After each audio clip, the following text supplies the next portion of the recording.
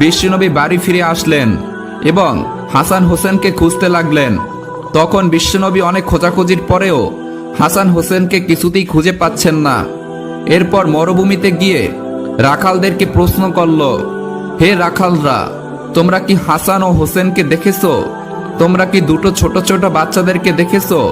রাখালরা বলল, হ্যাঁ, আমরা দুইটি বাচ্চাকে দেখেছি, কিন্তু আমাদের একটা কথা আছে, তোমাকে শুনতে হবে। আমরা দুটি বাচ্চাকে দেখেছি এই রাস্তা দিয়ে ওই মরুভূমির পাহাড়ে গিয়ে ঘুমিয়ে রয়েছে হে মোহাম্মদ। কিন্তু দুঃখের বিষয়, এই দুই বাচ্চা যখন ওই রাস্তা দিয়ে গিয়েছে, আমাদের এই উট ও বকরিগুলো ওই বাচ্চা দুটোর দিকে তাকিয়ে তাকিয়ে চোখের পানি ছেড়ে দিয়েছে। ওই বাচ্চা দুটো যতক্ষণ পর্যন্ত ওই পাহাড়ের ভিতরে রয়েছে ততক্ষণ পর্যন্ত একটি উট ও ঘাস মুখে দেয় না। এই ব্যাপারটা কি আমরা বুঝতে চাই।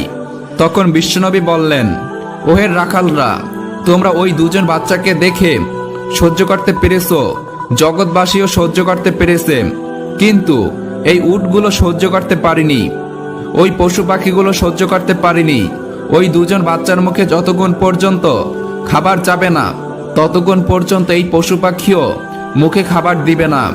এরপর বিশ্বনবী হাসান হোসেনের উদ্দেশ্যে পাহাড়ে রওনা হলেন এবং সেখানে গিয়ে তিনি দেখতে পেলেন হাসান ও হোসেন বালি দিয়ে বালিশ বানিয়ে সেখানে ঘুমিয়ে রয়েছে।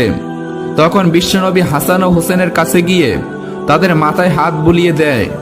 যখন তারা দেখল তাদের নানাজান এসেছে, তখন তারা ঘুম থেকে উঠে পড়ল এবং বিশ্বনবীকে জড়িয়ে ধরে বলতে লাগলো, ওহে নানাজান, আমাদের ঘরে কোনো খাবার নেই, চুলায় আগুন চলে না, আবার তুমিও নেই। নানাজান, আমাদের পেটে যখন ক্ষুধা লাগে আমরা সহ্য করতে পারি না।